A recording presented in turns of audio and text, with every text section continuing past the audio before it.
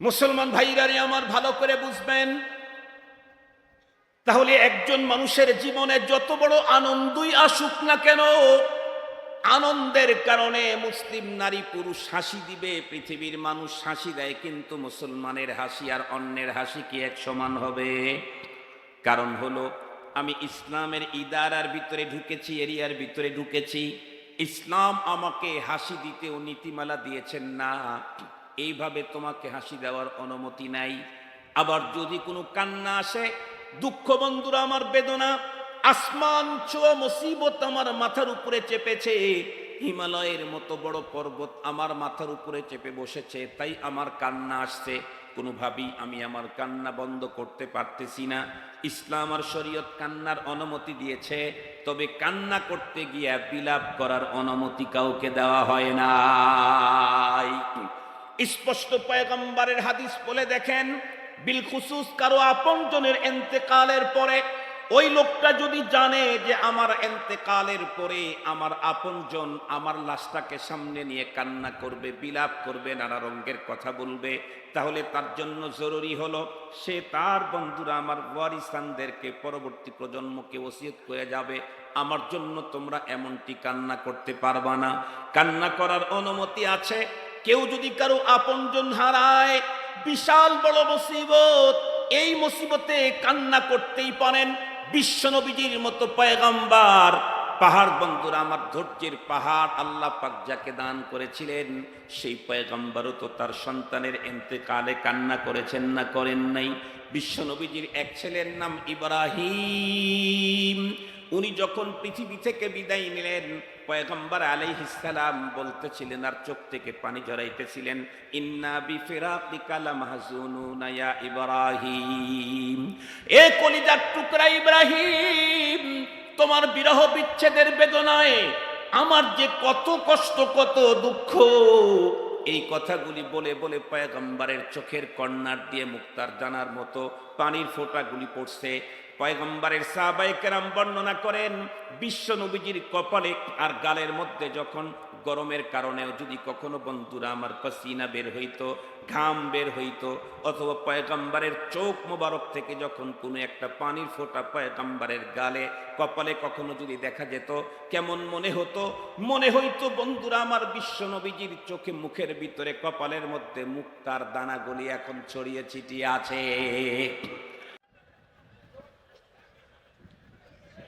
ইন্নাল হামদুলিল্লাহ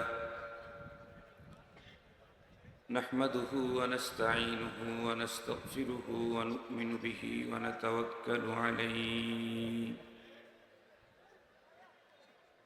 ওয়া নাউযু বিল্লাহি মিন শুরুরি আনফুসিনা ওয়া মিন সাইয়্যাতি আ'মালিনা। من يهده الله فلا مضل له ومن يضلله فلا هادي له، ونشهد أن لا إله إلا الله وحده لا شريك له، ونشهد أن سيدنا وسندنا وحبيبنا وشفيعنا وطبيبنا وطبيب قلوبنا وأولانا ومولانا محمدا عبده ورسوله، الذي أرسله بالحق إلى الخلق بشيرا ونذيرا وداعيا إلى الله بإذنه وسراجا وقمرا منيرا. أما بعد، فأعوذ بالله من الشيطان الرجيم. بسم الله الرحمن الرحيم.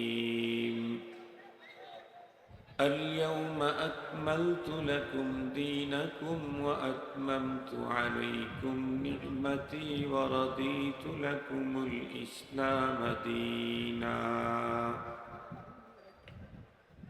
صدق الله مولانا العظيم، وصدق رسوله النبي الأمي الكريم. الكريم ونحن على ذلك لمن الشاهدين والشاكرين والذاكرين والحمد لله رب العالمين اللهم صل على سيدنا مولانا محمد وعلى آله وأصحابه وبارك وسلم اللهم صل على محمد النبي الأمي وعلى آله وسلم تسليما اللهم صل على محمد وعلى آل محمد كما صليت على إبراهيم وعلى آل إبراهيم إنك حميد مجيد যে একজন মানুষ এমন যে সারা বাংলাদেশে জাপানি একটা মেডিসিন সরবরাহ করার জন্য একমাত্র উনি ডিলারশিপ পেয়েছেন। উনি আমদানি করেন মাল বাহির থেকে। তার গ্রাহক আছে বাংলাদেশে 1 মিলিয়ন ধরে নেন, তার মধ্যে আপনি একজন। আপনি বেশ কিছু মাল কিনে গোডাউন ভরে রাখছেন। আপনি যদি বলেন যে হ্যাঁ আমার গোডাউনের কাছে ওই মাল আমদানিকারকের কোনো পাত্তাই নাই, দেখছো আমার গোডাউন, তাহলে এটা হাস্যকর। কেন? আপনি ওনার কাছ থেকে মাল আনেন, আপনি 1 মিলিয়নের একজন। আপনার গোডাউন যত বড়ই হোক, এইরকম আরো আপনি বাদে আরো প্রায় 1 মিলিয়ন লোক তার কাছ থেকে মাল আনে। সুতরাং তার গোডাউন কত বড় এ ব্যাপারে আপনার ধারণাই নাই। ওই একজন কাস্টমার 1 মিলিয়ন যেই লোকের কাস্টমার আছে, সেই মহাজনের বিরুদ্ধে কথা বলা যেমন আজকের ছোট ছোট আমাদের ভাইয়েরা বাংলাদেশের বড় বড়দের বিরুদ্ধে ফেসবুকে লেখাটা তার চাইতে আরো জঘন্যতম। আমি চেয়েছিলাম মূলত আজকের আলোচনায় রাসূল করিম সাল্লাল্লাহু আলাইহি ওয়াসাল্লামের কিছু চরিত্রের উপরে কথা বলতে। আম্মা জান আয়েশা সিদ্দিকা রাদিয়াল্লাহু তাআলা আনহাকে জিজ্ঞেস করা হয়েছিল নবী আলাইহিস সালামের চরিত্র কেমন ছিল। আম্মা জান তখন অনেক কথা বলেছিলেন। তার ভিতরে নবীজি বলেছিলেন, আম্মা জান বলেছিলেন, মা কানা নবী সাল্লাল্লাহু আলাইহি ওয়াসাল্লাম ফাহিশান ওয়ালা মুতাফাহিশা ওয়ালা সাখাবান ফিল আসওয়াক ওয়ালা ইয়াজজি সাইয়্যা বিসাইয়্যা ওয়ালাকিন ইয়াফু ওয়া ইয়াসফাহ। আমি চেয়েছিলাম এই কথাগুলি বলতে, কিন্তু মওলানা রেজাউল করিম আব্বাস সাহেব তার শেষের যেই কথাগুলি চলতেছিল সেই কথাটার সূত্র ধরেই আমি ওনার আলোচনার সম্পূরক আলোচনা পেশ করলে আপনাদের জন্য আরো একটু ফায়দা হবে।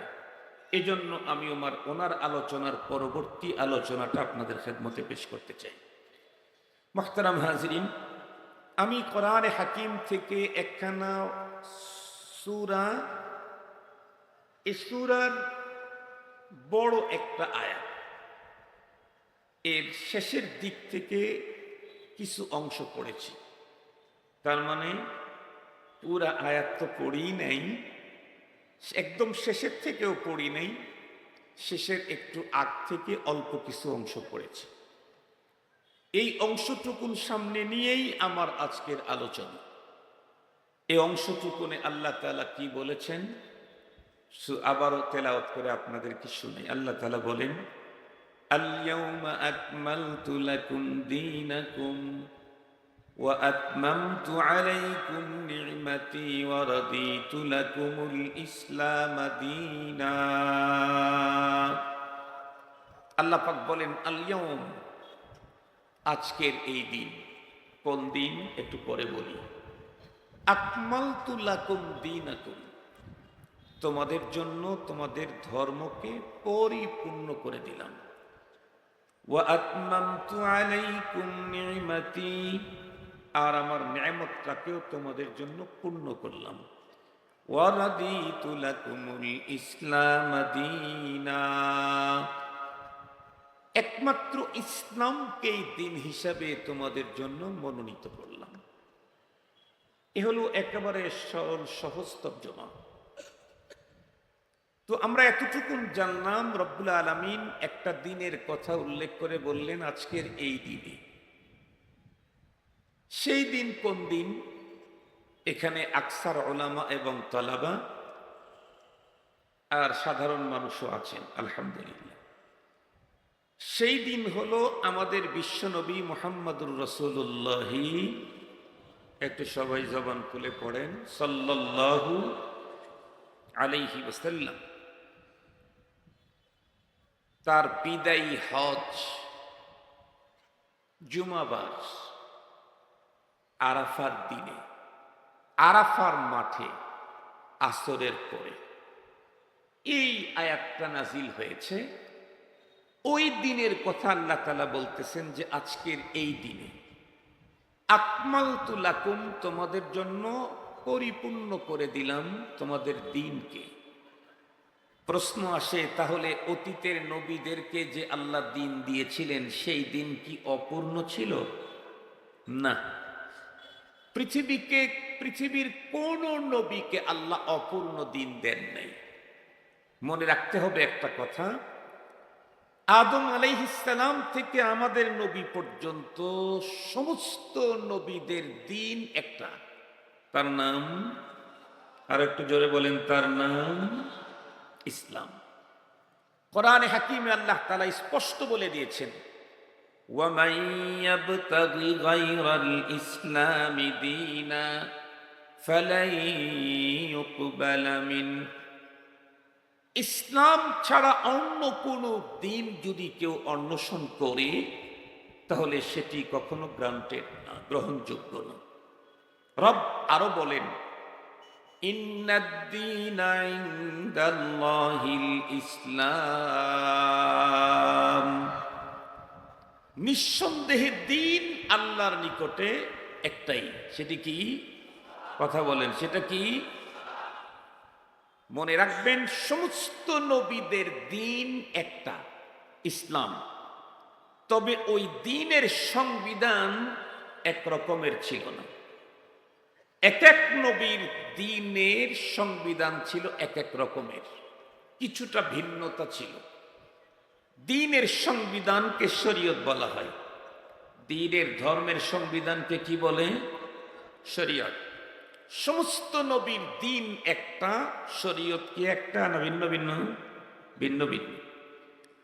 আমরা প্রত্যেকেই জানি কোন নবীর শরীয়তের মধ্যে ইফরাত ছিল, কোন নবীর শরীয়ত ছিল তাফরিদ। আর আমাদেরকে যেটা দেওয়া হয়েছে সেটা হলো বাইনাল ইফরাত ওয়াত তাফরিদ, মুতাদিল, ইহদিনাস সিরাতাল মুস্তাকিম। মুতাদিল শরীয়ত আমাদেরকে দেওয়া হয়েছে, অতিরঞ্জিত নাই, বাড়াবাড়িও নাই, ছাড়াছাড়িও নেই। যেমন আপনারা সবাই জানেন, এক নবীর যুগের শরীয়ত, ইসলামের যে আইন ছিল, সংবিধান, সেই সংবিধানে ছিল কারো কাপড়ে যদি কখনো ময়লা লেগেছে, মানে নাপাক লাগছে, তাহলে এটা কিয়ামত পর্যন্ত ধৌত করলে আর পাক হবে না। কি করতে হবে? যেই অংশটুকুন ময়লা নাপাক লেগেছে ওটা কেটে ফেলে দিতে হবে। এটা একটু কষ্টকর।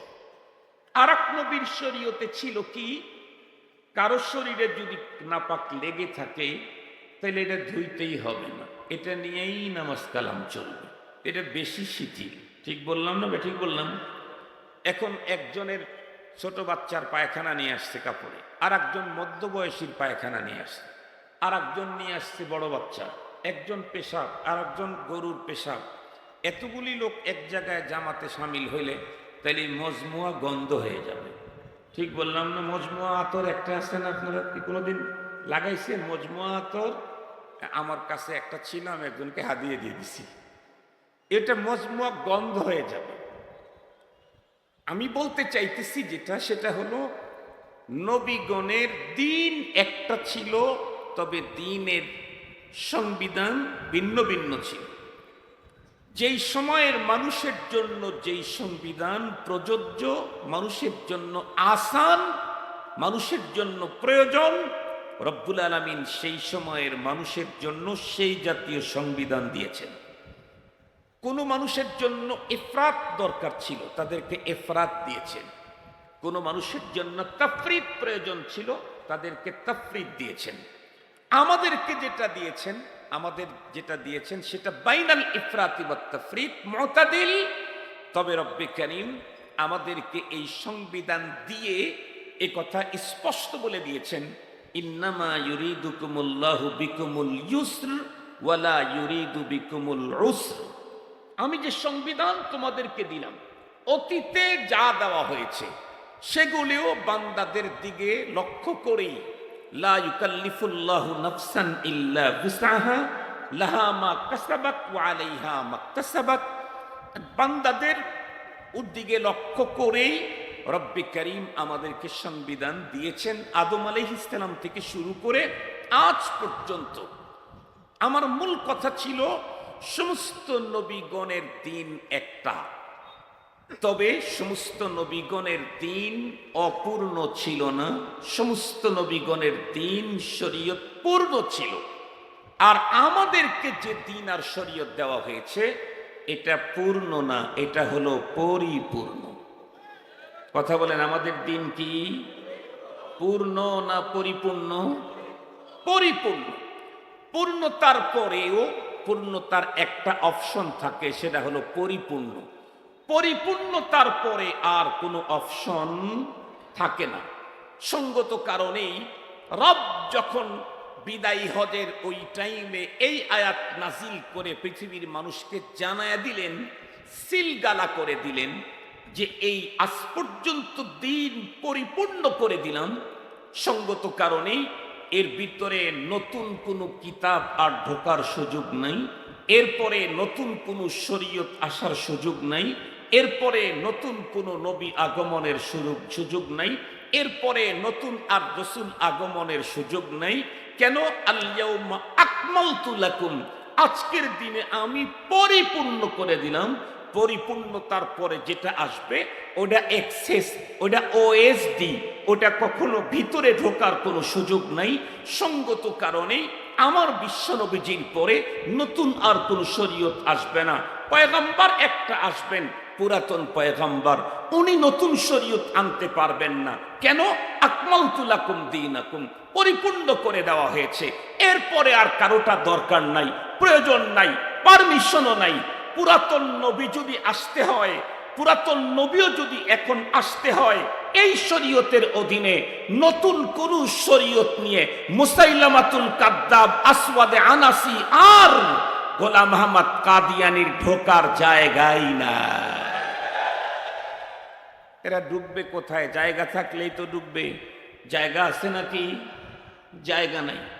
এই জন্য তাম দুনিয়ার উলামায়ে কেরামের স্লোগান কাফের কাফের কাদিয়ানি কাফের। কথা বলেন, কাফের কাফের, আবার বলেন কাফের কাফের কাদিয়ানি কাফের। মুহতারাম হাজিরিন, আমরা বললেও কাফের, না বললেও কাফের, তবে যারা কাদিয়ানীদেরকে কাফের বলবে না তারাও কাফের। মুহতারাম হাজিরিন, কথা একটু ভালো করে বুঝবেন। সমস্ত নবীদের দিন পূর্ণ ছিল, আমাদের দিন, আর একটু জোরে বলেন, আমাদের দিন পরিপূর্ণ। এ কারণে পৃথিবীর কোন পণ্ডিত, আসমান থেকেও যদি নতুন কোন পণ্ডিত ইনটেক প্যাকেট থেকে দুনিয়াতে নাজিল হয়, তার জন্য ইসলামের ভিতরে নতুন কোন সিস্টেম আমদানি করার সুযোগ, আর একটু জোরে বলেন। এ কারণেই তো বাংলাদেশের সরকার, গভর্নমেন্ট বিশ্বনবীজির জন্ম উপলক্ষে ঈদ পালনের জন্য ছুটি ঘোষণা করলেও ওলামায়ে হক্কানি সেই ছুটি গ্রহণ করে কিন্তু ঈদ পালন করতে পারে না। নবীজির জন্ম উপলক্ষে কোন দেশের গভর্নমেন্ট যদি 1 মাসের ছুটি দেয় অসুবিধা নেই, তো 1 সপ্তাহের ছুটি ঘোষণা করে, সমস্যা নেই। কিন্তু নবীজির জন্ম উপলক্ষে ধর্মের ভিতরে নতুন নামের কোনো ঈদ আমদানি করার সুযোগ নাই। কেন? তুমি যেই ঈদ আমদানি করেছো এই ঈদ আমদানি হয়েছে আল ইয়াউমা আকমালতু লাকুম দীনাকুম, এই আয়াত নাজিল হওয়ার পরে। সঙ্গত কারণেই সিলগালা লাগানোর পরে আর কিছু আনলে সেটা নিয়ে যাওয়া যায় না, সেটা রেখে দিতে হয়। আপনারা জানেন, যারা বিদেশের বাড়ির থেকে যারা দেশে আসেন, হজ করছেন, ওমরা করছেন, ট্যুরে গেছেন, বিভিন্নভাবে গেছেন, তো আপনাকে লাগেজ যে ফ্লাইটের টিকিট করেছেন ওই টিকিটের মধ্যে লেখা আছে হ্যান্ড ক্যারি করতে পারবেন কয় কেজি, আর বড় লাগেজ নিতে পারবেন কয় কেজি লেখা আছে। আমি কাতার থেকে যখন আসতেছি অন্য কিছুই নিয়ে আসি নাই, শুধু কিতাব নিয়ে আসছি। কাতারের ধর্ম মন্ত্রণালয়ে আবেদন করলে লক্ষ লক্ষ টাকার কিতাব ফ্রি দেয়। তো আমি কিতাব নিয়ে আসতেছি, 2টা মাত্র তফসিরের কিতাব আনতেছি, কিন্তু যখন ওজনে গেলাম ওই দেশের একজন সেনাবাহিনীর অফিসারকে সাথে করে নিয়ে গেছি। এরপরেও কাতার এয়ারওয়েজের আইন বড় কড়াকড়ি, সেটা হলো যতটুকুন পারমিশন আছে এর চাইতে 1 কেজি আমাকে বেশি দেয় নাই, শেষ পর্যন্ত ওখানে রেখে আসতে হয়েছে। দুনিয়ার এয়ারওয়েজের কোম্পানি তো রেখে আসা যায়, আর একজনকে নিয়ে পরবর্তীতে পাঠানো যায়, এই জাতীয় কোনো সম্ভাবনা আছে। তারপরেও যে রুলস আছে সেই রুলসের বাইরে গেলে বিড়ম্বনা শিকার হতে হয়, এক্সেস টাকা দিতে হয়। রব্বে কারীম যে রুলস দিয়েছেন, আল ইয়াউমা আকমালতু লাকুম দীনাকুম, আজকের দিনে তোমাদের দিনকে পরিপূর্ণ করে দিলাম। এরপরে যদি তুমি উন্নত মানের সাইয়্যিদুল আয়াদও তুমি আমদানি করো, ধর্মের ভিতরে ঢুকাবার জায়গা নাই, ওটা ওএসডি করে রেখে দিতে হবে।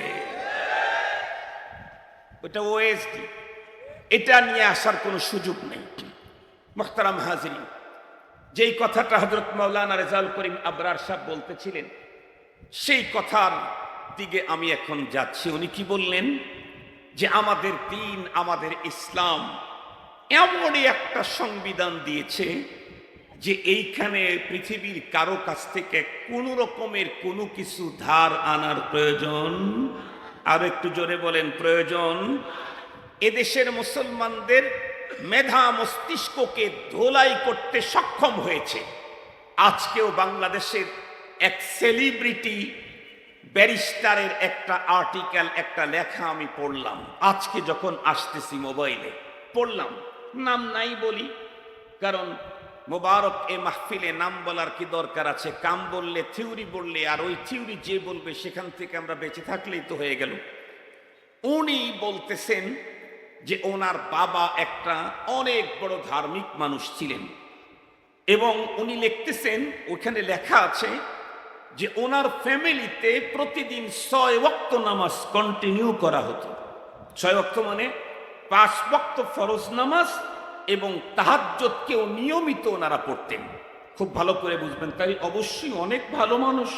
তাহাজ্জুদের নামাজ তো অনেকেরই হয় না। কেন? তাহাজ্জুদ কি ফজরের নামাজের আধা ঘন্টা পরে হয় নাকি? আর একটু জোরে বলেন, ফজরের আগে হয় না পরে হয়? আগে হয়।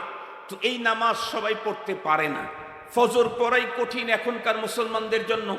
আমি ঢাকা শহরের এক ওল্ড টাউনে এক মসজিদে নামাজ পড়াইতাম। আমি একদিন গিয়ে দেখি ফজরের জামাতে প্রথম কাতারই পুরা হয় না। তো পরে আমি এক জমায় বললাম যে আপনাদের ঢাকার মানুষের যে ঘুমানের অবস্থা, সিস্টেম, তাতে মনে হয় যে রব্বুল আলামিনের সাথে যদি আপনাদের কথা বলার কোনো সুযোগ এখন থাকতো, আপনার এই এলাকার লোকেরা আল্লাহর কাছে মনে হয় দরখাস্ত দিতেন, আল্লাহ ফজরের নামাজের টাইমটা বেলা ওঠার আগে না দিয়ে বেলা ওঠার পরে 10টার দিকে টাইমটা দিলে আমাদের জন্য একটু ভালো। মানে ম্যাক্সিমাম মানুষ শুইতে শুইতে ঘুমাইতে ঘুমাইতে 12টা বাজে, 1টা বাজে, যার কারণে ফজরের টাইমে আর জাগতে পারে না, সবাই মিলেই ঘুমায়। ফজরের সালাত যারা আদায় করে অনেক আছে, যারা ফজরের নামাজ পড়ে, আমাকেও আবার সেই ফতুয়া বলে। কি বলে তা জানেন? ওই যে এক হাদিসে নবীজি বলেন যে কেউ কোনো ব্যক্তি যদি নামাজের বিষয়টা ভুলে যায় অথবা ঘুমের ভিতরে নামাজের ওয়াক্তটা চলে যায়, তাহলে ফালইউসাল্লি ইযা ইস্তাইকাযা, তাহলে সে যখন জাগ্রত হয় সে যেন নামাজটা পড়ে নেয়। ও মনে করছে যে এটা কন্টিনিউ সিস্টেম, ও মনে করছে যে এটা কন্টিনিউ সিস্টেম, এটা যে বিশেষ অবস্থার জন্য। কথা বলেন, এটা কিসের জন্য? কথা বলেন। এই হাদিসটা হলো বিশেষ অবস্থার জন্য। কন্টিনিউ সিস্টেম কি? ইন্নাস সালাতা কানাত আলাল মুমিনিনা কিতাবাম মাওকুতা। কন্টিনিউ সিস্টেম হলো রব্বুল আলামিন 5 ওয়াক্ত সালাতের নির্ধারিত টাইম দিয়েছেন। সেই টাইমকে দেখাবার জন্য জিবরাইল আমিনকে আল্লাহর রসুলের ইমামতি করাইছেন 2 দিন। 2 দিন ইমামতি করায়া জিবরাইল আমিন বলেছেন, মা বাইনা হাদাইনিল ওয়াক্তাইন ওয়াক্তুল লাকা ওয়া লি উম্মাতিকা। এই যে 2 দিন ফজরের নামাজ পড়াইলাম, এই একদিন এই টাইমে আর একদিন এই টাইম, এই 2টার মাঝখানে টোটাল টাইম আপনার উম্মত আর আপনার নামাজের টাইম। জোহরের 2 টাইম, এই 2টার মাঝখানে টোটাল যে কোনো এক টাইমেই হবে। আসরের 2 টাইম, এই টোটাল টাইমের মধ্যে পড়লেই হবে। মাগরিবের এতটুকুন এই পুরাটার ভিতরে পড়লেই হবে। ফজরের এতটুকুনের মধ্যে পড়লেই হবে। মুহতারাম হাজিরিন, তাহলে ওই হাদিসটা হলো বিশেষ অবস্থাতে কেউ যদি পড়ে যায় তাহলে সে কি করবে, এটা নবী আলাইহিস সালাম বলছেন। এক লোক আমাকে বলতেছে, সমস্যা নাই হুজুর, আমি ঘুম থেকে উঠে সাথে সাথে আগে নামাজটা পড়ে নিই ওয়াক্ত মোতাবেক। কথা বুঝছেন কি? উনি ওয়াক্ত মোতাবেক পড়ছেন। ওস্তাদ ছাড়া পড়লে যা হয় আর কি, ওস্তাদ ছাড়া শিখলে যা হয়। মুহতারাম হাজিরিন, ওই ভদ্র ব্যারিস্টার বলতেছে ওনার বাবা নাকি বলতেন যে রাষ্ট্রের সাথে ইসলাম লাগানো যাবে না। রাষ্ট্র আলাদা জিনিস, ইসলাম আলাদা জিনিস। আপনারা কি আউযুবিল্লাহ বলবেন না, নাউযুবিল্লাহ বলবেন না, আলহামদুলিল্লাহ বলবেন, নাকি নীরবতা পালন করবেন? একটা কিছু বলবেন তো, কি বলবেন? তার মানে আপনারা এই থিওরিকে সাপোর্ট করেন। বাংলাদেশের সুশীল সমাজ নামে এক শ্রেণী মানুষ আছে, সুফিবাদ নামে কিছু বড় বড় শিক্ষিত লোক আছে, যারা অনেক সময় টক শোতে এসে সুন্দর সুন্দর কথা বলে, কিন্তু তাদের মেধা মস্তিষ্কের ভিতরে আছে প্রকৃত ইসলাম হলো সুফিজম। প্রকৃত ইসলাম সুফিজম, সুফিজমটাই প্রকৃত ইসলাম। আপনারা এই ব্যাপারে আলহামদুলিল্লাহ বলবেন না নাউজুবিল্লাহ বলবেন? আর একটু জোরে বলেন। মানে আপনারা আসলে আউযুবিল্লাহ বলবেন না, নাউজুবিল্লাহ বলবেন না, আলহামদুলিল্লাহ আপনারা আসলে বুঝতে পারতেছেন না। এই জন্য চিন্তা করতেছেন কোনটা বললে বা ভুল হয়, কোনটা বললে বা রাইট হয়। নাউজুবিল্লাহ বলেন। প্রকৃত ইসলাম কি শুধু সুফিজম? সুফিজমই শুধু ইসলাম? তাহলে কিছুক্ষণ আগে মাওলানা রেজাউল করিম আবরার সাহেব বলে গেলেন ইসলামের ভিতরে দণ্ডবিধি কয় প্রকার। কথা বলেন না কেন? এদিকে কোরআনের মধ্যে আছে না বাইরে কোথাও? আর একটু জোরে বলেন। ইসলামের ভিতরে অর্থনীতি আছে না নাই? এটি কি কোরআনে আছে না বাইরের ব্যাপার? রাষ্ট্র পরিচালনার বিষয় আছে না নাই? এটা কি কোরআনে না বাইরে? এটা কি আল্লাহর কথা না মোল্লাতন্ত্র? কথা বলেন না কেন? আল্লাহর কথা না মোল্লার কথা? আল্লাহর কথা। বরং আমি আপনাদেরকে সহজে বুঝবার জন্য বলতে চাই, ইসলাম কমপ্লিট কোড অফ লাইফ। একজন মানুষের জন্মের আগ থেকে মৃত্যুর পর পর্যন্ত এমন কোনো অপশন নাই, এমন কোনো ফাংশন নাই, এমন কোনো সাইড নাই, এমন কোনো দিক নাই, এমন কোনো বিভাগ নাই, এমন কোনো স্তর নাই, এমন কোনো এরিয়া নাই যেখানে ইসলাম মুসলিমকে স্পষ্ট নীতিমালা দিতে ব্যর্থ হয়েছে। নেই। কোথায় যাবেন? কোথায় যাবেন? একেবারে নিম্নমানের কয়েকটা কথা বলি। আল্লাহ পাকের রসুল এই জাতীয় ওয়াজ করেছেন, আমি ওই জাতীয় ওয়াজ আপনাদের খেদমতে করি। আল্লাহ পাকের রসুল বলেছেন ঈমানের 70-এর উপরে শাখা আছে। এ কথা বললেন আলাহা লা ইলাহা ইল্লাল্লাহ। এরপরে বললেন আদনাহা ইমাতাতুল আদা আনিত তারিক। সবচেয়ে উপরেরটা বললেন, সবচেয়ে নিচেরটা বললেন। তাহলে সবচেয়ে উপরের আর সবচেয়ে নিচেরটা বলার সিস্টেম বিশ্বনবীর থেকে আছে। তো আমি আজকে সবচেয়ে নিচেরটাই বলা শুরু করি। ইসলাম যে কমপ্লিট কোড অফ লাইফ, এই ইসলামের মধ্যে কোন মুসলিমকে কিয়ামতের আগ পর্যন্ত এপার ওপার দাদা বাবু আর সাদা চামড়ার কারো কাছ থেকে কোনো সভ্যতা আনার আমদানি করার প্রয়োজনও নাই, পারমিশনও নাই। প্রয়োজনও নাই। কথা বলেন, প্রয়োজনও নাই, পারমিশনও নাই। একেবারে সহজ কথা বলি, পৃথিবীর এমন কোনো মানুষ আপনি পাবেন না যেই মানুষটা পৃথিবীতে এসেছে, লম্বা টাইম বেঁচে ছিল, কিন্তু তার কোনোদিন দুঃখ হয় নাই। পাবেন কিরকম মানুষ? না। পৃথিবীর এমন কোন মানুষ পাবেন না যে পৃথিবীতে এসেছিল সে কোনোদিন শান্তি, সুখ, শান্তি, আনন্দ পায় নাই। পাবেন কি? আরে অত দূরে যাওয়া লাগবে কে? এই তো ৩৬শে জুলাইয়ের আগের দিন আর পরের দিন হিসাব করলেই তো বোঝা যায়। এই বছরের জুলাই মাস গেছে কয় তারিখের জানি? আর একটু জোরে বলেন কয় তারিখের? আর একটু জোরে বলেন কয় তারিখের? ৩৬শে জুলাইয়ের আগের দিন আর পরের দিনের হিসাবটাই বলেন। ৩৬শে জুলাইয়ের আগের দিন পর্যন্ত এই দেশে যাদের চতুর্দিক থেকে হাই সিকিউরিটি ছিল, যাদেরকে পাহারা দিয়ে রাখত, যাদের বাড়ির সামনে সরকারের জনগণের টাকায় প্রশাসন বেতন হয়, সেই বেতনভুক্ত প্রশাসন যাদের বাড়ির চতুর্দিকে পাহারা দিত, মাত্র একটা দিনের ব্যবধানে আমরা কি দেখলাম?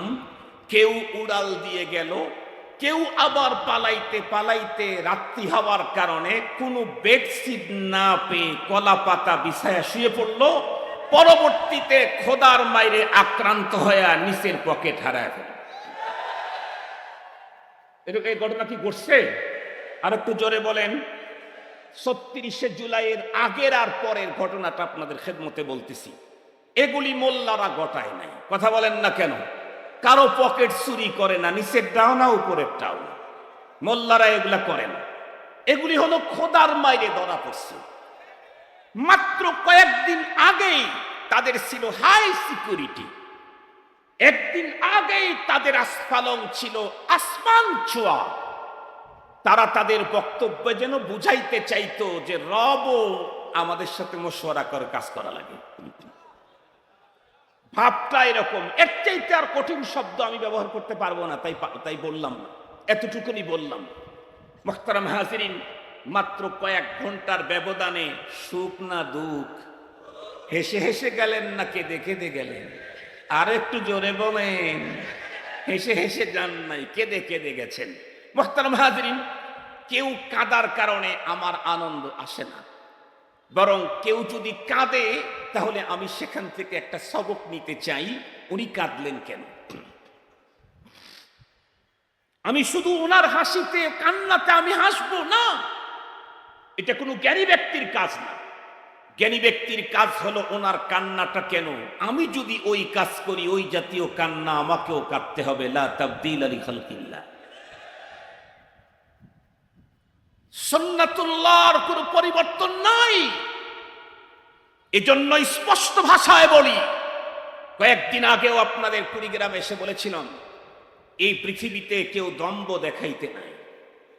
রব বলেছেন আল কিবরিয়া ও রিদাই, অহংকার আমার চাদর, এটা স্পেশাল আমার অহংকার, স্পেশাল আমার চাদর। এই চাদর নিয়ে যদি কেউ টানাটানি করে তাহলে রব তাদেরকে আশ্রায়া আশ্রায়া টানাটানি করার মজা দেখায় দেয়। যে যত বড় দম্ভ দেখায় রব তাকে তত ছোট জিনিস দিয়া লাথি মেরে সরায়। ফেরাউনের কথা বলেছিলাম, ফেরাউন সবচেয়ে বড় দম্ভ দেখিয়েছিল। সে বলল আনা রব্বুকুমুল আলা। এই পৃথিবীতে কত মানুষই তো খোদার দাবি করলো, এদের ভিতরে আমি হলাম সবচেয়ে বড়। রব্বুল আলামিন তাকে শেষ করার জন্য কি ব্যবহার করছেন? লোহা, অ্যাটম বোম, পারমাণবিক অস্ত্র। কি ব্যবহার করছেন? পানি। পানি বলেন কি ব্যবহার করছেন? পানির আর এক নাম জানি কি? আবার বলেন পানির অপর নাম জানি কি? যেই পানির অপর নাম জীবন, সেই পানি ফেরাউনের জন্য জীবন না মরণ? মরণ তো মরণ, মইরা আবার চিপে দিছে। কথা বলেন না কেন? রব্বে করিম জানায়া দিলেন, পানি যেই পানি জীবন, সেটা তোর মরণ। শুধু মরণ না, তোকে আমি এমন সিস্টেমে রেখে দেব যে তোর শরীরটা কেউ খাবে না, মাটিও খাবে না, পোকায়ও খাবে না। কেন?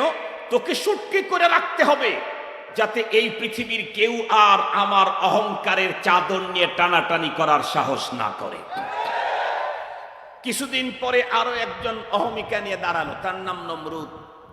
রব্বুল আলামিন তাকে শায়েস্তা করার জন্য মিসাইল ফিট করছিলেন। আরো জোরে বলেন, কি পাঠাইলেন? যে মশাটা পাঠাইলেন সুস্থ না প্রতিবন্ধী? আর একটু জোরে বলেন। রবের সাথে রবের চাদর নিয়ে যে টানাটানি করে তাকে শায়েস্তা করার জন্য সুস্থ মশার দরকারও হয় না, রবের প্রতিবন্ধী মশাই যথেষ্ট। এরপরে কি অনেকদিন পরে আর একজন দম্ভ দেখাইল, নবীর সাথে ভাব দেখাইল, রসুলকে কষ্ট দিল। তার নাম আবু জাহাল। কথা বলেন, তার নাম কি? চেহারা অনেক সুন্দর ছিল, বুদ্ধির তো গ্যারেজ ছিল, সাগরই ছিল। এ কারণে তার নাম ছিল তো আর একটা, ওটা আমি বলতেই চাই না, যে নামে চিনি সেই নামেই বলি। এই আবু জাহাল এত বড় দাম্ভিকতা দেখাইল। রব্বুল আলামিন বলেন তো দেখি, তাকে শায়েস্তা করার জন্য আবু বকর, ওমর, ওসমান, আলীকে ব্যবহার করছেন। আরে এত বড় মানুষ কি আর ওই কম বক্তের জন্য পাঠানো যায় নাকি? কাকে পাঠাইলো? মা বালককে পাঠাইলো, বালেগি হয় নাই। কথা বলেন না কেন? ছোট বাচ্চাদেরকে দিয়ে শেষ করে দিল। আমরা 26শে জুলাই, আগস্টে কি জুলাইতে কি দেখলাম? 24,000 যারা কি বলে 2024 বাংলাদেশে যারা দম্ভ দেখাইছে, রব্বুল আলামিন তাদেরকে শায়েস্তা করার জন্য বাবাদেরকে কাজে লাগায় নাই, পোলাদেরকে মাঠে পাঠিয়ে দিয়েছে। আপনারা গেছেন না আপনাদের ছেলেরা গেছে? আমাদের সিরাজগঞ্জের ভাষায় বলে গেদা গেদা।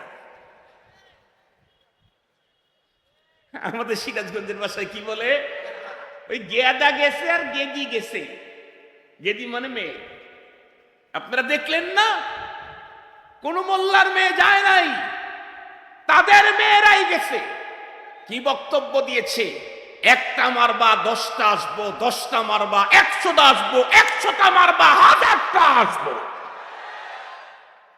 রব দেখায় দিলেন, দেখায় দিলেন। দম্ভ দেখাইলে কিন্তু অবস্থা এমন।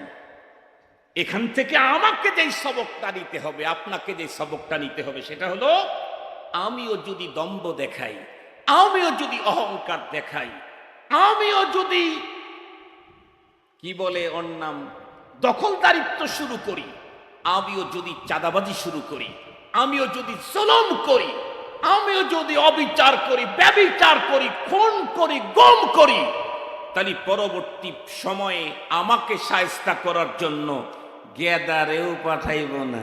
ওর তার ছোট জাদে যে আছে, এবারে তো ছেলেকে পাঠাইছে, পরে পাঠাবে নাতিরে। এই জন্য খবরদার, আমরা কেউ জুলুমের পথ বেছে নেব না। রাজি আছেন তো ইনশাআল্লাহ? কেউ জুলুমের পথ বেছে নেব, কখনোই জালেম হব না। প্রয়োজনে মজলুম হব, কোনদিন জালেম হব। রাজি আছি? কোন মুসলমান তো দূরের কথা, কোন হিন্দুর উপরেও আমরা জুলুম করতে যাব না। কোন মানুষ তো দূরের কথা, কোন পশু পাখির উপরেও মুসলমান জুলুম করতে যায় না। বিশ্বনবীজির এক সাহাবীর ঘটনা শোনেন। হযরতে জাবির ইবনে সুলাইম রাদিয়াল্লাহু তাআলা আনহু, পয়গম্বরের এক সাহাবী, নবীজির সাথে তার জীবনের প্রথম সাক্ষাৎকার বয়ান করেছেন, লম্বা হাদিস। ওইখানে একটা পর্যায়ে নবীজির কাছে বললেন, নবীজি আমারে কিছু নসিহত করেন। এরকম অনেক হাদিসে আছে, আউসিনি ইয়া রাসূলুল্লাহ, এমন নসিহত করেন ওগো নবীজি, যে আমি যদি ওটা আমল করি সরাসরি জান্নাতে যেতে পারব। নবীজি তাদেরকে ক্ষণে ক্ষণে ক্ষণে ক্ষণে যাকে যেমন তেমন নসিহত করেছেন। এই সাহাবীও নবীজিকে জিজ্ঞেস করেছিলেন, হুজুর আমারে কিছু নসিহত করেন। নবীজি বললেন, লা তাসুব্বান্না আহাদা, তুমি কাউকে গালি দিও না, কাউকে গালি দিও না। সাহাবী বর্ণনা করেন, যেদিন নবীজির জবানে কথা শুনেছি কাউকে গালি দিও না, সেই দিন থেকে আমি কোনো মানুষকে তো দূরের কথা, কোনো ছাগলকে, কোনো ভেড়াকে, কোনো দম্বাকে, উটকে পর্যন্ত আমি জীবনে গালি দেই নাই। আর আমাদের হুজুরদেরই তো অবস্থা জটিল। ফেসবুকে যা ভাষা লেখে, আউযুবিল্লাহ না নাউযুবিল্লাহ, এই দিয়ে হবে কিনা সন্দেহ। আল্লাহ এর চাইতে আরো বড় শব্দ বলা লাগবে। আল্লাহ তাআলা আমাদেরকে হেফাজত করুন। মুসলমান ভাইরা, আমার কথা ভালো করে বুঝবেন।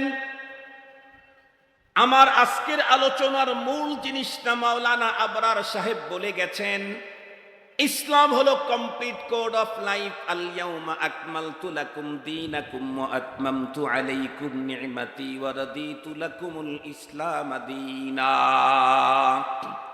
ইসলাম হলো আমাদের পূর্ণাঙ্গ জীবন বিধান।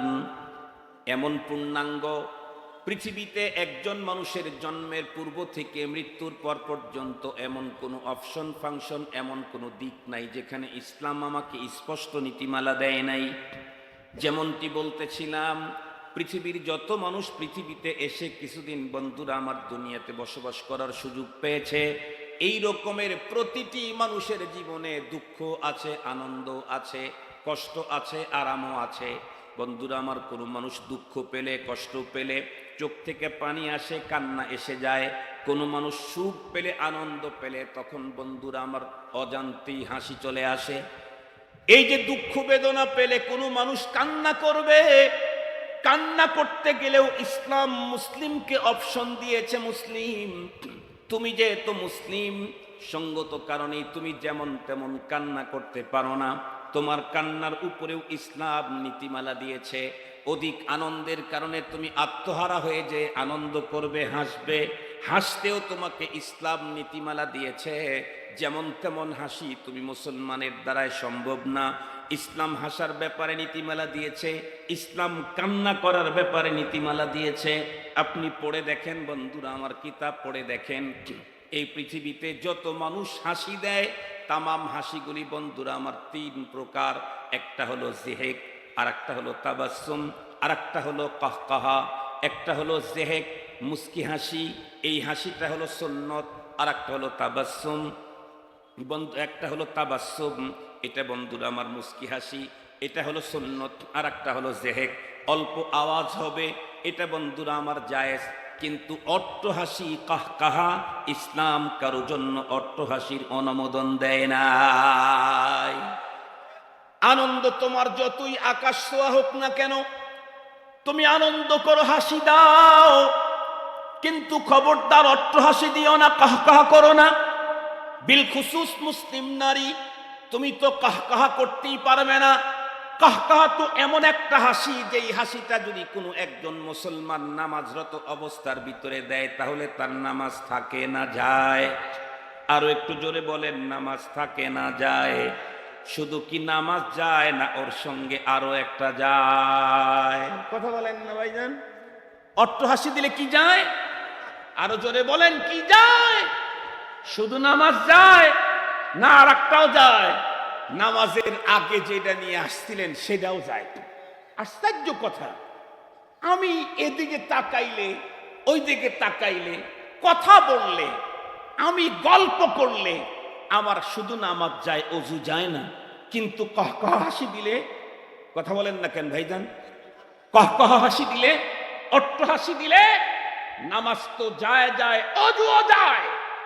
কহকহ হাসি এমনই এক বস্তু, মুহতারাম হাজিরিন, মুসলিম পুরুষের জন্যই অনুমতি নাই, সেখানে মুসলিম নারী, কথা বলেন। কিন্তু বর্তমানে বাংলাদেশের মুসলিম নারীর শতকরা 90 না 95-এর উপরে মুসলিম নারীরা তাবাসসুম আর জেহেক হাসি দিতেই পারে না। স্টার্টিংই কহকহা দিয়ে শুরু। কথা বলেন না কেন? বাসে উঠবেন, ট্রেনে উঠবেন, কোনো ইসে কাউন্টারে বসে থাকবেন, এমনকি বিমানের ভিতরে পর্যন্ত আমি সাক্ষী, আমি সাক্ষী। রাআইতু বিআইনাইয়া ওয়া সামি'তু বিউদনাইয়া, আমি এই চোখ দিয়ে দেখে, এই কান দিয়ে শুনে বলতেছি। ঢাকা থেকে চট্টগ্রাম যাব, ডোমেস্টিক এয়ারপোর্টের ওইখানে ইসে টার্মিনালে বসে আছি। পরবর্তীতে সম্ভবত ইউএস বাংলাতে আমরা উঠলাম, একসঙ্গে বেশ কয়েকজন উঠল। সম্ভবত মানে নিশ্চিত তারা একটা ইউনিভার্সিটির টিচার। তারা একটা এরিয়া পুরাটাই দখল করে নিল। আমি পাশেই বসা ছিলাম। আল্লাহ, বিমান যখন ফ্লাই করলো, যখন ফ্লাই করে তখন তো আবার বেল বাঁধতে হয়। উপরে যায় যখন স্থিতিশীল হয় তখন বেল খোলার সিগন্যালটা, বাতিটা বেজে ওঠে। এরপরেই এই যে গ্যালারিটাতে হাসা শুরু হলো, লক্ষ্য করে দেখলাম পুরুষের চাইতে নারীর হাসির আওয়াজটা আরো একটু বড়। একটা পর্যায়ে এমন আওয়াজ, এমন হাসি, আমি মোল্লা মানুষ, মোল্লা কি হার কাম পর এতরাজ, এজন্য দুঃখ কষ্ট যাই হোক জিহ্বাটা দুই দাঁতের মাঝখানে দিয়ে কামড় দিয়ে ধরে থাকলাম যে তুই আওয়াজ করিস না, ডান বাম থেকে আওয়াজ শুরু হবে তখন তুই আলহামদুলিল্লাহ বলিস। চুপচাপ থাকলাম। একটা পর্যায়ে সামনে এবং পিছনের কিছু প্যাসেঞ্জার বলেই ফেললো, এই ফ্লাইটে আপনারা এমন আচরণ করবেন তাহলে আপনাদের একটা রিজার্ভ নেওয়া দরকার ছিল, এখানে আরো প্যাসেঞ্জার আছে, এখানে আরো প্যাসেঞ্জার আছে। নাম করা একটা ইউনিভার্সিটির প্রফেসর যারা, তারাই এখানে এই অবস্থা। তাদের কাছ থেকে যারা শিক্ষা গ্রহণ করছে তারা কোন হাসি দিবে? অট্টর পরে আর কট্ট আছে। মুসলমান ভাইরা আমার ভালো করে বুঝবেন, তাহলে একজন মানুষের জীবনে যত বড় আনন্দই আসুক না কেন, আনন্দের কারণে মুসলিম নারী পুরুষ হাসি দিবে, পৃথিবীর মানুষ হাসি দেয়, কিন্তু মুসলমানের হাসি আর অন্যের হাসি কি এক সমান হবে? কারণ হলো আমি ইসলামের ইদারার ভিতরে ঢুকেছি, এরিয়ার ভিতরে ঢুকেছি। ইসলাম আমাকে হাসি দিতেও নীতিমালা দিয়েছেন না, এইভাবে তোমাকে হাসি দেওয়ার অনুমতি নাই। আবার যদি কোনো কান্না আসে, দুঃখ বন্ধুরা আমার, বেদনা, আসমান ছোঁয়া মুসিবত আমার মাথার উপরে চেপেছে, হিমালয়ের মতো বড় পর্বত আমার মাথার উপরে চেপে বসেছে, তাই আমার কান্না আসছে। কোনোভাবেই আমি আমার কান্না বন্ধ করতে পারতেছি না। ইসলাম আর শরীয়ত কান্নার অনুমতি দিয়েছে, তবে কান্না করতে গিয়ে বিলাপ করার অনুমতি কাউকে দেওয়া হয় না। স্পষ্ট পয়গম্বরের হাদিস বলে দেখেন, বিল খুসুস কারো আপনজনের ইন্তেকালের পরে ওই লোকটা যদি জানে যে আমার ইন্তেকালের পরে আমার আপনজন আমার লাশটাকে সামনে নিয়ে কান্না করবে, বিলাপ করবে, নানা রঙের কথা বলবে, তাহলে তার জন্য জরুরি হলো সে তার বন্ধুরা আমার ওয়ারিসানদেরকে, পরবর্তী প্রজন্মকে ওসিয়ত করে যাবে, আমার জন্য তোমরা এমনটি কান্না করতে পারবা না। কান্না করার অনুমতি আছে। কেউ যদি কারো আপনজন হারায়, বিশাল বড় মুসিবত, এই মুসিবতে কান্না করতেই পারেন। বিশ্বনবীজির মতো পয়গম্বর, পাহাড় বন্ধুরা আমার, ধৈর্যের পাহাড় আল্লাহ পাক যাকে দান করেছিলেন, সেই পয়গম্বরও তো তার সন্তানের ইন্তেকালে কান্না করেছেন না করেন নাই? বিশ্বনবীজির এক ছেলের নাম ইব্রাহিম, উনি যখন পৃথিবী থেকে বিদায় নিলেন, পয়গম্বর আলাইহিস সালাম বলতেছিলেন আর চোখ থেকে পানি ঝরাইতেছিলেন, ইন্না বিফিরাকিকা লামাহজুনুনা ইয়া ইব্রাহিম, এ কলিজার টুকরা ইব্রাহিম, তোমার বিরহ বিচ্ছেদের বেদনায় আমার যে কত কষ্ট, কত দুঃখ। এই কথাগুলি বলে বলে পয়গম্বরের চোখের কর্নার দিয়ে মুক্তার দানার মতো পানির ফোঁটাগুলি পড়ছে। পয়গম্বরের সাহাবায়ে কেরাম বর্ণনা করেন, বিশ্ব নবীজির কপালে আর গালের মধ্যে যখন গরমের কারণেও যদি কখনো বন্ধুরা আমার পাসিনা বের হইতো, ঘাম বের হইতো, অথবা পয়গম্বরের চোখ মোবারক থেকে যখন কোনো একটা পানির ফোঁটা পয়গম্বরের গালে, কপালে কখনো যদি দেখা যেত, কেমন মনে হতো? মনে হইতো বন্ধুরা আমার বিশ্ব নবীজির চোখে, মুখের ভিতরে, কপালের মধ্যে মুক্তার দানাগুলি এখন ছড়িয়ে ছিটিয়ে আছে। এক সাহাবী পয়গম্বরকে জিজ্ঞাসা করলেন, নবীজি আপনি তো কিছুদিন পূর্বে আমাদেরকে বললেন আপনজন মরণের পরে কান্না করা যাবে না, অথচ আপনি আজকে কান্না করছেন, তাহলে কেমন হলো? আল্লাহর পয়গম্বর উত্তর করলেন, ইন্নামা ইউআদ্দাবু বিহাদা লা ইউআদ্দাবু বিহাদা, আমি তো তোমাদেরকে এইটা নিষেধ করেছি, এটা নিষেধ করি নাই। তার মানে আপনজনের বিরহ বিচ্ছেদের বেদনায় তোমার অন্তর ফেটে চৌচির, তাই তুমি কান্না করছো। এটা তো রহমতের আলামত, এটা তো মায়ার চিহ্ন। বাবা মারা গেল, চোখের পানি তুমি ধরে রাখতে পারতেছ না, বাবার প্রতি তোমার মুহাব্বতের চিহ্ন। বাবা মারা গেল, তোমার চোখের মধ্যে কোনো পানি আসলো না, তার মানে বাবার প্রতি তোমার মুহাব্বত আর ভালোবাসার কমতি বোঝা যায়। কথা বলেন না কেন? চোখে পানি আসলে কোনো সমস্যা আছে নাকি? নাই।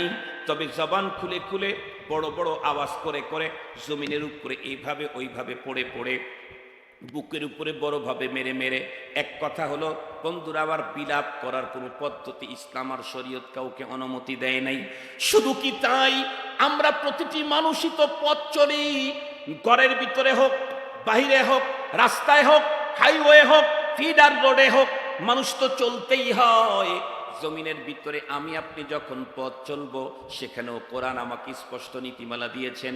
আমি জমিনের ভিতরে কেমনে চলবো, আল্লাহ পাক বলেন, ওয়ালা তামশি ফিল আরদি মারাহা ইন্নাকা লান তাখরিকাল আরদা ওয়া লান তাবলুগাল জিবালা তুলা। এ আমার বান্দা, জীবনেও কোনোদিন জমিনের পিঠের উপরে অহমিকা দাম্ভিকতার সঙ্গে চলবা না, জমিনের পিঠের উপরে। কেন কেন একটু পরে বলি। তাহলে আমি কেমনে চলবো? রব্বুল আমিন তাও বলেন, ওয়া ইবাদুর রাহমানিল্লাযীনা ইয়ামশুনা আলাল আরদি হাওনা। জমিনের আমি পা ফেলবো কেমনে, ইসলাম আমাকে তাও শিক্ষা দিয়েছে। জমিনে আমি পা ফেলবো কেমনে, ইসলাম আমাকে তাও শিক্ষা দিয়েছে। শুধু কি তাই, বিশ্বনবীজির যুগের অমুসলিমেরা পয়গম্বরকে বিস্ময়ের সাথে জিজ্ঞাসা করত, সাহাবীদেরকেই বলতো, আরে তোমাদের কেমন রসুল পেশাব করার পায়খানা করা শিক্ষা দেয়? সুবহানাল্লাহ বলবেন কি একটু? আল্লাহু আকবার বলবেন কি একটু? আর একটু জোরে বলবেন কি আল্লাহু আকবার? আমরা নিজেরাই তো দেখেছি, এই দেশের যেই সমস্ত সরকারি কর্মকর্তা কর্মচারী সরকারের ইশারা অনুযায়ী চলেছে, অপ্রত্যাশিত প্রমোশন তাদের হয়েছে। শুধু নিজেদেরই আরাম, নিজেদেরই আনন্দ, নিজেদেরই বিদেশ যাওয়া নয়, উইথ ফ্যামিলি বছরে 3 বারের কাছে 10 বার যে দেশে মনে চায় সে দেশে সরকারি খরচে যাওয়ার সুযোগ পেয়েছে। এটা যদি ছোট্ট সরকার, তার অনুগামী যারা হয়, তার পক্ষে যারা হয়, তাকে 100% যারা সাপোর্ট দেওয়া যায় বৈধ অবৈধ ভাবে, তাদের জন্য যদি এত ছাড় দিতে পারে মহান মহা সরকার, সেই সরকারকে যারা সামিনা ওয়া আতানার স্লোগান দেয়, তারা টয়লেটে গেলেও মহান সরকার নেকির পার্সেন্টেজ আর পার্সেল দিয়ে দেয়। তুমি টয়লেটে যাবে, তোমার জন্য এই যে নেকি দিয়ে দিলাম।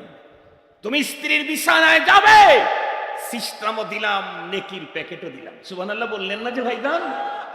স্ত্রী, তুমি তোমার বাচ্চার নাতিকে কোলে উঠাবে, আদর করবে, চুমু খাবে, এই যে তোমাকে সিস্টেম দিয়ে দিলাম, প্যাকেটও একটা দিয়ে দিলাম। আল্লাহু আকবার বলেন। নিজের সন্তানকে কোলে উঠাইলে নেকি নাই? একটু জোরে বলেন, নেকি নাই? নিজের ছেলেকে চুমু খেলে নেকি নাই? নিজের সন্তান অসুস্থ হয়েছে, নাপা সিরাপ খরিদ করে নিয়ে আসছেন, টাকা ধার করে রিক্সা চালান, নেকি নাই? রাস্তা দিয়ে যাওয়ার সময় কোনো এক মসজিদ বলতেছে, ভাই মসজিদের আজকে ছাদ ঢালাই, 1 ব্যাগ সিমেন্ট দেন। আপনি তো আল্লাহর প্রতি এতটাই, ঘরের আল্লাহর ঘরের প্রতি এতটাই আপনার মোহাব্বত, ভালোবাসা, দুর্বলতা, টাকা তো নাই, আজকে চাউল কেনার টাকাও নাই, না আমি আল্লাহর ঘরে দেব। এক সিমেন্টের দোকানে গিয়ে বললেন, ভাইজান সারাদিন মাত্র আসছি, আজকে কালকে 2 দিনে আমি আপনাকে সিমেন্টের টাকা পরিশোধ করবো ইনশাআল্লাহ, আমাকে একটু বাকি দেন, আপাতত 50 টাকা নিয়ে আসছি।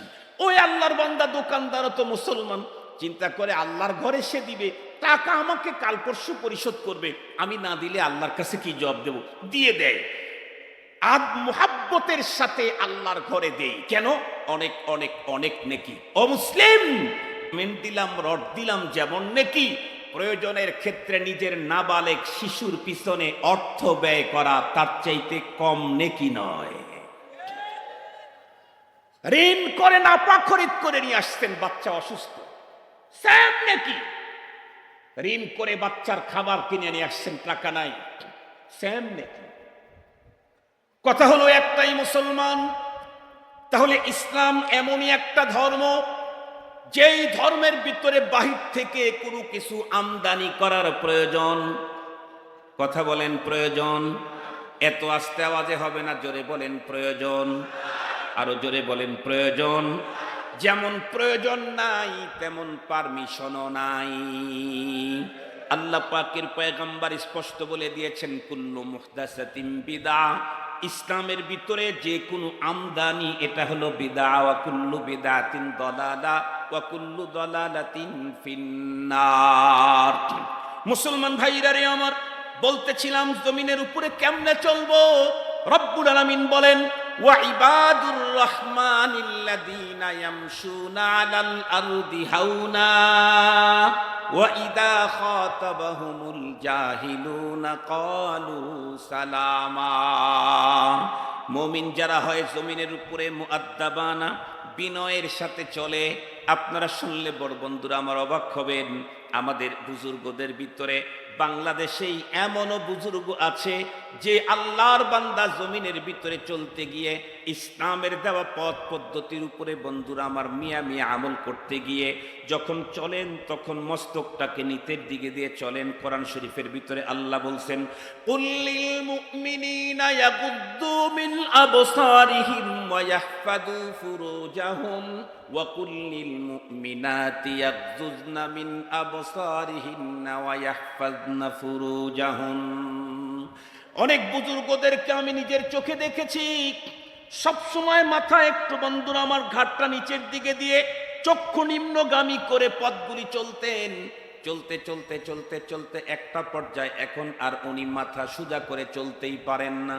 আপনারা দেখেন নাই, আমি আমার নিজের জীবনে অনেকক্ষণ দেখেছি। এটা হলো ইবাদুর রহমান। জমিনের ভিতরে অহংকার ভাব নিয়ে চলো না কেন। আজকে তুমি জমিনের পিঠে আছো, সেদিন বেশি দূর নয় যেদিন তোমাকে 3টা সাদা কাপড়ের প্যাকেটে প্যাকেট করে জমিনের পেটের ভিতরে ঢুকায় দেওয়া হবে। কথা বলেন, 3 কাপড়ে প্যাকেট হতে হবে না, যদি নসিবে থাকে তাইলে হবে, যদি নসিবে থাকে তাইলে হবে। তাকায় দেখেন বিগত সময়ে বর্ষা হয়েছিল ফেনীতে, কুমিল্লাতে। আলহামদুলিল্লাহ সুম্মা আলহামদুলিল্লাহ, আমি এই আমার বাম পায়ের আঙ্গুল কিন্তু কাটা, বাম পায়ের 4টা আঙ্গুল নাই, আমার এই 4টাই নেই, শুধু কনিষ্ঠ আঙ্গুলটা আছে। মানুষ বিশেষ করে এক পায়ের উপরে দাঁড়িয়ে সুন্নত এবং জারুরত, 2 কারণেই আমি এখন লাঠি ব্যবহার করি। তো যে কথা আপনাদের খেদমতে বলতেছিলাম, আল্লাহর মেহেরবানিতে মুহতারাম হাজিরিন, এই যে যেটা বলতেছিলাম, এরপরেও নোয়াখালীর মানুষদেরকে ত্রাণ দেওয়ার জন্য আমি বর্ষার পানির ভিতরে নেমেও আমি ত্রাণ দিয়েছি। আল্লাহর মেহেরবানি, যালিকা ফজলুল্লাহ, আল্লাহ আমাকে তৌফিক দিয়েছে। মুহতারাম হাজিরিন, খুব ভালো করে কথাটা বোঝার জন্য চেষ্টা করবেন। এই যে অসহায় মানুষ, কত মানুষ তারা জীবনে জন্মের পর থেকে, মানুষ বলে না যে সোনার চামিচ নিয়ে জন্ম নিয়েছে, একটা কথা আছে না আমাদের গ্রাম দেশে, সোনার চামিচ দিয়ে জন্ম নিয়েছে। ফেনী আর নোয়াখালী আর লক্ষ্মীপুরের অনেক মানুষ কোটি কোটি টাকার মালিক, হঠাৎ করে আকস্মিক বন্যার কারণে ভেসে গেছে, সাঁতার জানে না, মারা গেছে, লাশটা পর্যন্ত খুঁজে পাওয়া যায় না। অবস্থা পেলে কি, আমি মরণের পরে আমার কপালে 3টা কাফনের কাপড় আছে কিনা এটা একমাত্র আল্লাহ জানেন। কথা বলেন না কেন ভাই, একমাত্র কে জানেন? আমরা যে এলাকায় ত্রাণ দিতে গেলাম তারা বলল হুজুর জন্মের পরে আমরা পানি দেখি নাই, জন্মের পরে পানি দেখি নাই। আবার এই রকমের এক ভয়ঙ্কর অবস্থায় এখন পতিত নেত্রকোনা আর শেরপুরের মুসলমানেরা 2-3 দিনের ব্যবধানে, 3 দিনের ব্যবধানে পানি সেখানে 7 হাত, 5 হাত, 8 হাত বেড়ে গেছে। ভয়ঙ্কর অবস্থা। ও মুসলমান, আমার কপালে মরণের পরে 3 টুকরা কাফনের কাপড় নসিব আছে কিনা আল্লাহ জানে। 3টা কাফনের কাপড় যদি আমার নসিবে থাকেও, তারপরে কাফনের কাপড় পরায়া কি আমাকে বাসর ঘরে দিবে না বাসের ঘরে দিবে? কথা বলেন না কেন, বাসর ঘরে দিবে না বাসের ঘরে দিবে?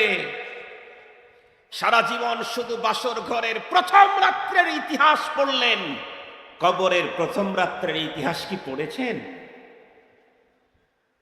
সারা জীবন শুধু বাসর ঘরের প্রথম রাত্রের কত ম্যাগাজিন, কত বই, কত কিছু পড়লেন, কিন্তু কবরের প্রথম রাত্রির ইতিহাসও পড়া দরকার আছে না নাই?